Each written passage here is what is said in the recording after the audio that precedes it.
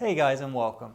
In today's video, I want to answer some of the questions, the frequently asked questions that I keep getting asked, more so via Instagram. So I'm going to try and condense as many of them into one video as possible. I've got them noted down here in the phone. If there's any that I've missed, then go ahead, just drop them in the comments, and then I may make a part 2 to this video after. But let's get into them. Okay, so the first one, it's basically the same question asked multiple different ways. So is it still worth doing? In other words, is it still worth doing Amazon FBA? Is it too late to start? Can you still make money? And various other different ways of asking that same question. And in summary, in a word, yes, absolutely. It is still totally worth getting into Amazon FBA. Amazon is continuing to keep growing year after year after year. They're acquiring multiple different companies. I believe it was last year or possibly the year before. They purchased Whole Foods. And as you can see, kind of the flip side of that is businesses like Toys R Us, and that was the kind of the highly publicized one. But there's multiple other businesses that are going out of business. So all Amazon is doing is just giving you a bigger and bigger and bigger platform for you to be able to get into. So in a word, yes, absolutely get into it as soon as possible. And as long as you do the right things, you will absolutely make money. Next one, and I actually get this one quite a lot, is when do Amazon pay you? I guess everybody's interested in getting the money. That they pay you every 2 weeks.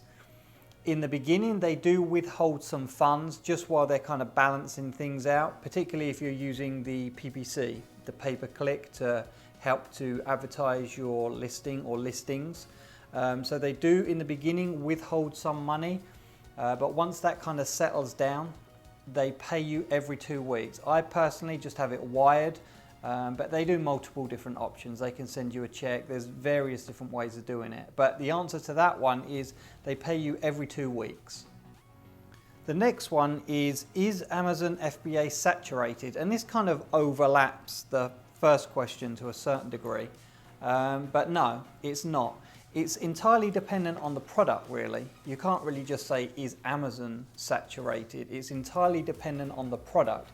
For example, in July 2018, if you try and get in on fidget spinners, then yes, that market is completely saturated, and I wouldn't recommend anybody trying to get into that a year past, I guess, when it was at its peak.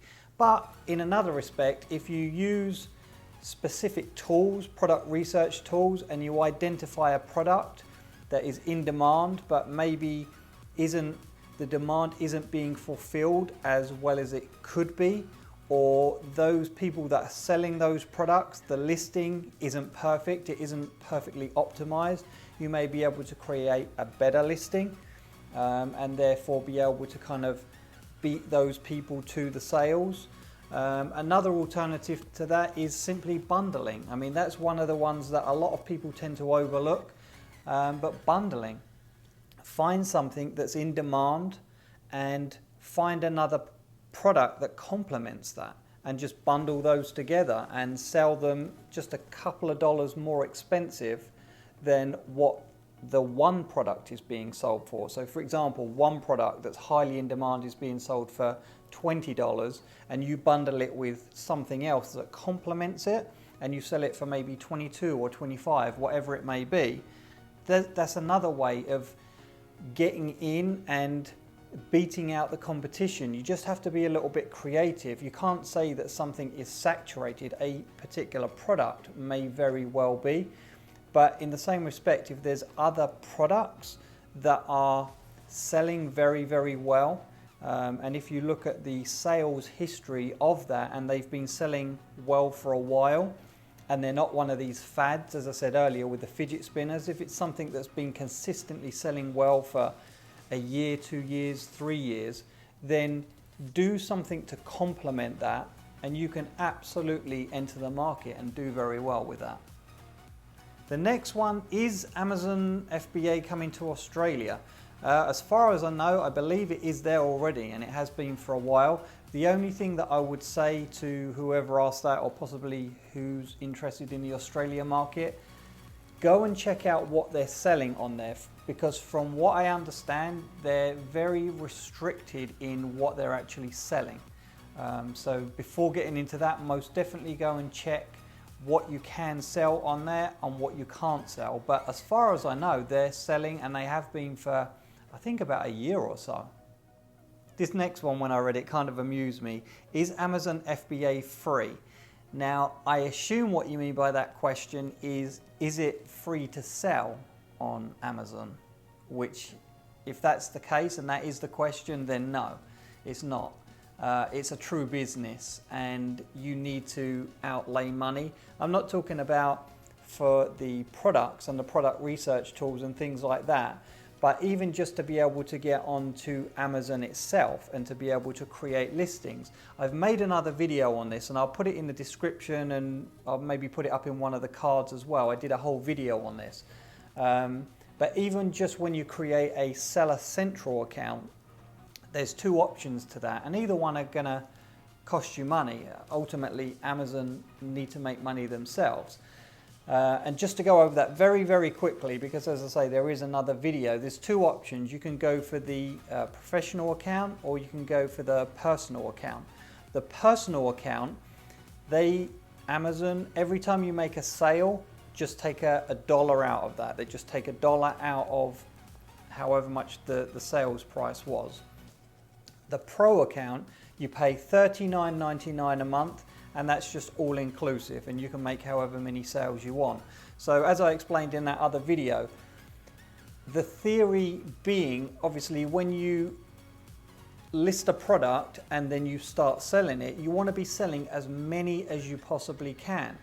So once you get to that threshold of 40 sales or over 40 sales, if they're charging you $1 per sale per item, anything over 40, and it's beneficial for you to be using the professional account anyway, because as soon as you make 40 sales and they take $1 out of each, then you've paid your $40. You may as well just pay your $39.99 for the professional account, and then you can go on to sell as many as you want. And as long as you're doing things right, you should be selling way more than 40 units a month anyway. So yeah, neither way is free, but what is most cost effective? I would most definitely recommend going for the professional account. This next one, I actually get a lot, and you can kind of understand the mindset of people even just going into it. But the question is, do you need product research tools, or do you need to get paid product research tools is the question. And my answer to that is yeah, it depends on how seriously you're going to be taking it. But for me, as I've explained in previous videos, is when I started this, I made the decision that this was going to be a business. This wasn't just going to be selling little knickknacks here and there online. This was going to be a true business. And the whole point of the business is to find a product that is highly in demand, that you can sell for a good profit in high volume. And you need product research tools for that. Yes, you can do it free ways, but you're never ever going to be able to find those types of products without having true product research tools. Or if you do, it's going to take you 1,000 hours, versus with the product research tools, you can do it very, very quickly. I'd say within, depending on how experienced you are, if you're a very beginner, probably a week, under a week, and you can find a really, really good product. And what I would say, kind of going one level deeper on this, is going back to the mindset earlier that I was saying about, is the whole point in starting Amazon FBA is you want to be starting off on the right foot. The last thing that you want to do is, through cheaping out on not buying a product research tool, you go the free route, you find a product through doing it all free, and the product's a dud. And at that point in time, you've paid your supplier for it, it's sitting in the Amazon warehouses, And it doesn't matter at that point how much marketing you do on other platforms, social media or the Amazon PPC. If it's a dud product, you're stuck with that. So yes, you may feel like, oh, I don't want to pay, $40 a month or whatever it may be for the product research tool. But the flip side of that is, if you then go and buy a dud product, you could potentially be out of pocket by thousands of dollars. So you didn't really save anything. You ended up costing yourself more in the long run by kind of cheaping out on it. So yeah, my answer to that is, do you need it? No, you don't need it, because it can be done for free. But would I recommend it? Absolutely. And it's going to significantly increase your chances of success. Whereas I would say if you take the free route, there's a pretty good chance that you're going to pick a dud product, even if you think it looks good. If you go down the route of getting a product research tool or multiple product research tools, then you're going to significantly increase your chances of getting a good product. And I actually use 5 product research tools. I happily pay for 5 product research tools. And if I find something on one of them that I think looks good, I run it through the other tools as well. I want to be doubly sure that when I send $1,000 or $5,000 or $10,000, however much it is that I'm sending off to my suppliers, I want to make sure that when I get that product and it hits the Amazon warehouses, that I'm going to be making a profit on that product every single sale, and they're going to be selling in high volume pretty much from the very first day that that listing goes live. And the next one, again, is multiple questions on Amazon barcodes, and I've made a separate video on that. Again, I'll put a link to it down in the description and a card somewhere up the top. But I made an entire video explaining that, the various different barcodes, what I recommend that you get, and where you can get those barcodes. The one thing that I would say in this video as well, because it's very important, is make sure that you get GS1 barcodes. But yeah, go check out that other video, and then I fully explain it in there, because it's very important that you do the right thing when it comes to the barcodes.